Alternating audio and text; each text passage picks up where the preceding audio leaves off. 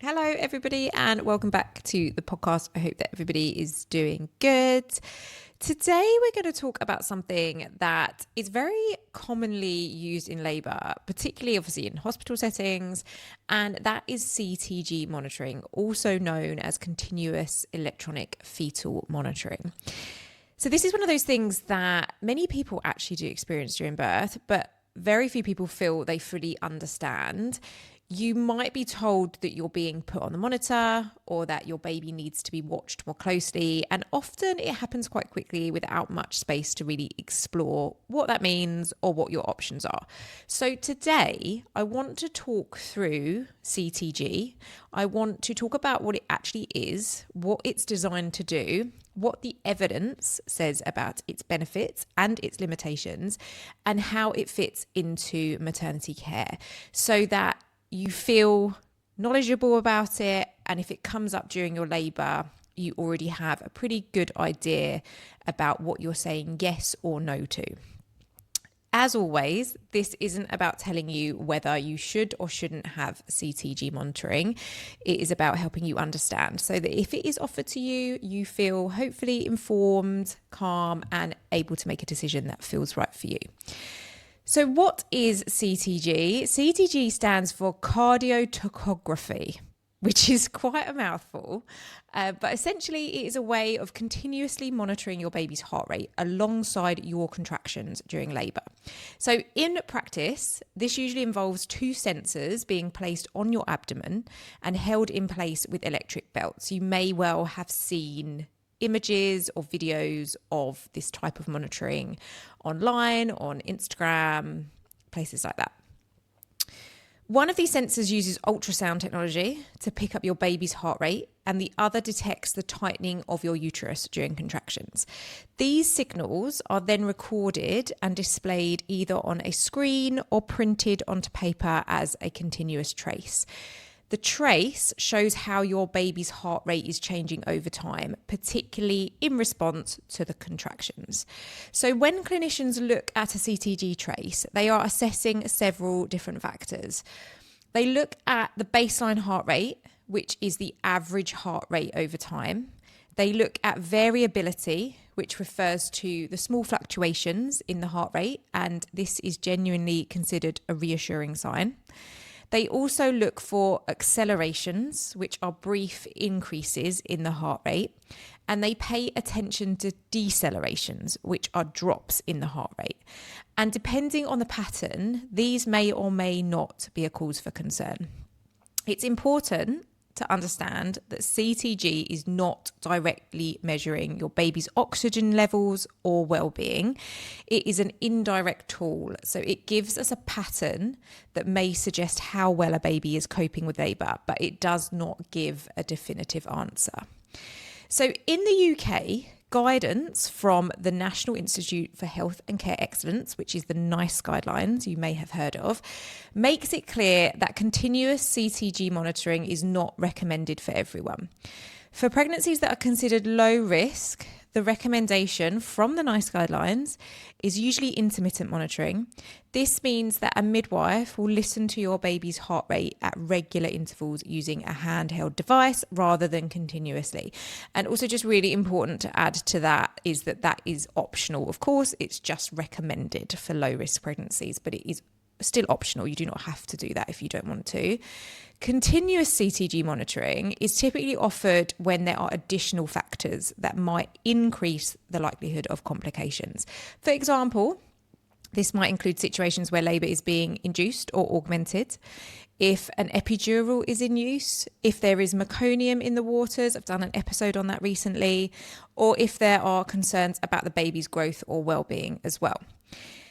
What this tells us is quite important. So CTG is intended to be used selectively rather than routinely. So it is not intended or recommended to be used routinely. It is designed as a tool for situations where closer observation may be beneficial, rather than something that automatically improves outcomes for everyone. One of the most important things to understand about CTG is what it can and cannot tell us.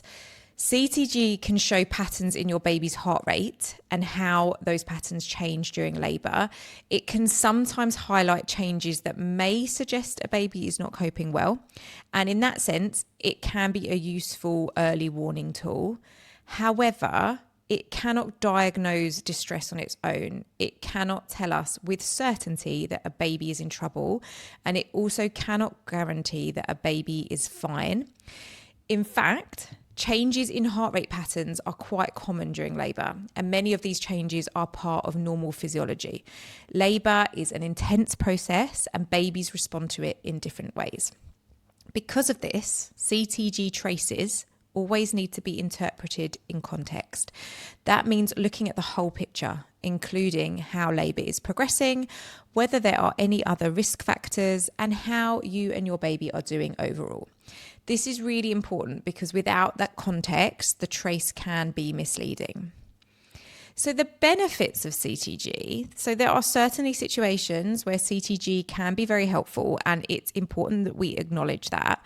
One of the main benefits is that it provides continuous monitoring. Rather than checking in periodically, CTG offers a constant stream of information about your baby's heart rate. In situations where there are known risk factors, this can obviously provide reassurance that your baby is continuing to cope well, or it can help identify changes more quickly. CTG can also act as an early warning system. If certain patterns appear on the trace that suggest a baby may not be coping well, this can prompt further assessment or intervention. In some cases, this may help to prevent more serious complications. Another benefit is that when the trace is normal, it can be very reassuring. Seeing a stable reactive heart rate pattern can give both parents and clinicians confidence that everything is progressing as expected. CTG is particularly valuable in higher risk situations. For example, if labour is being induced, if medications are being used to strengthen contractions, or if there are concerns about the baby's well-being, continuous monitoring can provide additional information to guide care. So there is no question that CTG has a role, and in certain contexts, it can be very useful. Okay, so at the same time, it's equally important that we do understand the limitations and risks of CTG, because this is where a lot of the nuance does lie. One of the biggest challenges with CTG is that it has a high false positive rate. This means that the trace may suggest that there is a problem when in reality the baby is completely fine. And this happens because CTG is not a direct measurement. It is interpreting patterns. And those patterns can sometimes look concerning even when there is no underlying issue. The impact of this is significant because it can lead to increased anxiety and a cascade of further interventions. If a trace is interpreted as abnormal, even if that interpretation turns out to be incorrect, it often leads to escalation in care. This links to another well-established finding in the evidence, which is that continuous CTG is associated with higher rates of intervention. Studies have shown that its use is linked to increased rates of caesarean birth and instrumental birth, such as forceps or ventouse. So this doesn't necessarily mean that CTG causes these outcomes directly, but rather that the information it provides often leads clinicians to act cautiously.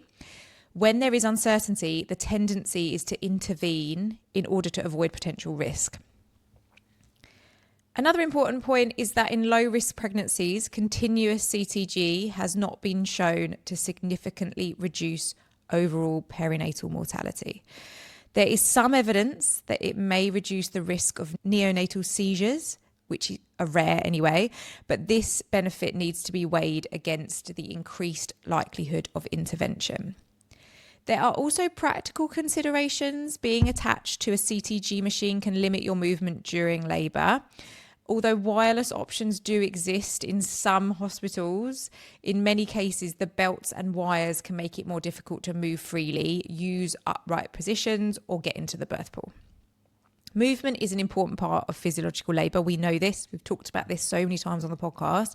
It can help with pain management, support the baby's positioning, and assist labour to progress. So anything that restricts movement has the potential to impact the overall experience of labour. There is also the emotional and psychological aspect to consider. Being connected to a machine can shift the focus of the room. Attention may move from you and your experience to the monitor and the trace. Some people describe feeling more observed, more medicalized, or less in control when continuous monitoring is in place. And finally, it's important to recognize that interpreting CTG is not an exact science. Even among experienced clinicians, there can be differences in how a trace is read. This variability adds another layer of complexity and again highlights that CTG is just one piece of the puzzle rather than a definitive answer. So when we step back and look at the full picture, what we see is that CTG is a tool with both benefits and limitations. It can provide valuable information, particularly in situations where there are additional risks or concerns. It can offer reassurance when the trace is normal, and it can help identify potential issues that may require further attention. At the same time, it is not a perfect tool. It can produce false alarms, it is associated with higher rates of intervention, and it can impact both the physical and emotional experience of labour. So rather than seeing CTG as something that is either good or bad, it can be more helpful to think of it as something that may or may not be appropriate depending on your individual circumstances. If CTG is offered to you during labour, you have the right to understand why it is being recommended. You might choose to ask what specific concerns have led to this suggestion, what the potential benefits are in your situation, and whether there are any alternatives. In some cases, intermittent monitoring may still be an option. In others, continuous monitoring may be recommended because the potential benefits outweigh the downsides. The key point here is that this should be a conversation. You should be given information and your preferences should be taken into account. It shouldn't just be a case of being told you have to be put on the monitor without any context or any information as to why. Understanding CTG can make a big difference to how you experience labour. Again, rather than feeling like something is being done to you, you can feel like part of the decision-making process. You can ask questions, take a moment to think. You don't have to decide straight away, and make choices that align with what matters to you most, because ultimately CTG is just a tool. It is there to support care, not take away your voice. So today we've explored CTG, how it works, when it's used, and what the evidence says about its benefits and its limitations. Please don't fear it, but also know that you don't need to just accept it without understanding it. As with everything, when it comes to birth, you deserve clear, balanced information and the space and time to make decisions that feel right for you. I hope that this episode has been helpful for you and it has informed you and educated you a little bit more about CTG and the difference between that and intermittent monitoring, and perhaps helped you work out what you might do if this situation crops up. If you feel that this episode has helped you, please do feel free to share it with somebody who you might think needs it as well. Please do subscribe, rate, review. It helps the podcast so much. I always really, really appreciate it. And as always, I do offer digital hypnobirthing courses. I also do one-to-one hypnobirthing courses, which are usually held over Zoom. I do doula support, power hours. I have a book. There's lots of ways that I can support you. So please do have a look at the show notes for how I can help. I will see you in the next episode.